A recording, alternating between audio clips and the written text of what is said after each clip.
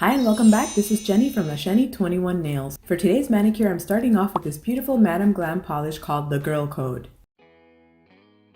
I wanted to show you guys the difference. When the polish starts to dry, it becomes a little bit textured. Here you can see this one is really shiny and glossy, and then once it starts drying, it becomes kind of like leather. That's what it reminds me of, but it looks really neat.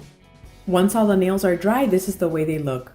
On my thumbnail, I applied 3 coats of this Sinful Colors nail polish called Bite Me. But I want to try it over the Madame Glam polish to see what it looks like. I think it looks even more beautiful over this polish. To stamp, I'll be using my rectangular Nicole Diary stamper and this Bundle Monster gold polish called Heart of Gold. The plate I'll be using is this Creative Shop plate number 26. Since I want to try double stamping, I'll start off with my Black Born Pretty stamping polish. I pick up the image and carefully place it over my 2 nails.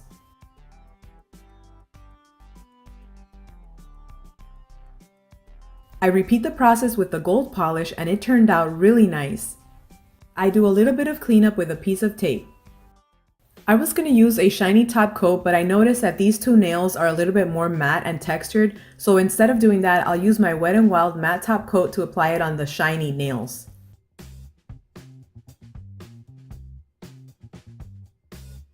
Once the matte top coat dries, the manicure is complete. I love the combination of the textured and matte look. I hope you guys enjoyed it too. Thanks so much for watching and have a wonderful day. Bye!